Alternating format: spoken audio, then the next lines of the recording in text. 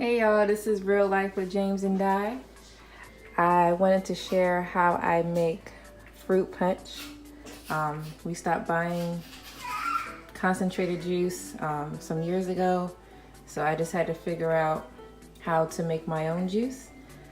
So right here, I have 2 oranges, a pear, a half a lime, pineapples, strawberries, and and also I have a slice of a beet just to give it the red fruit punch color. Instead of using dye, that's what I use as an alternative. The strawberries wouldn't make it this bright, so that's why I use the beet for that.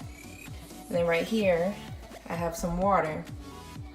Oh, also I have I use organic brown cane sugar for this, just to give it the, sweet taste. So right now I'm just gonna pour all of this into the water. As you can see, I think it should be enough. Ooh, perfect. All right.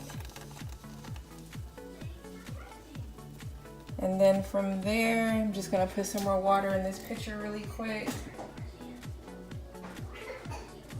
just to get some of the rest of the mixture out.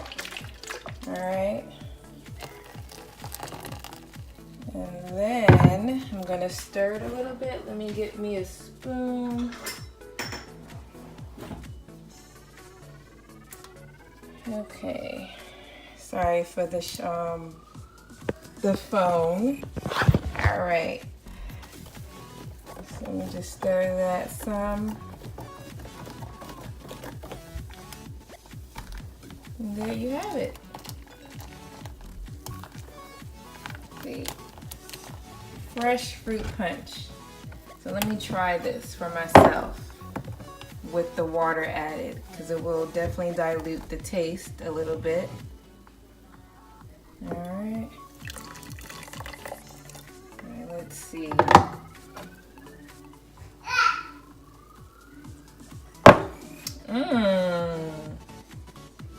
That tastes super good. Let me see if little James likes it. Boy, where your shirt at? I just want you to try the juice. All right, go ahead. It's called fruit punch.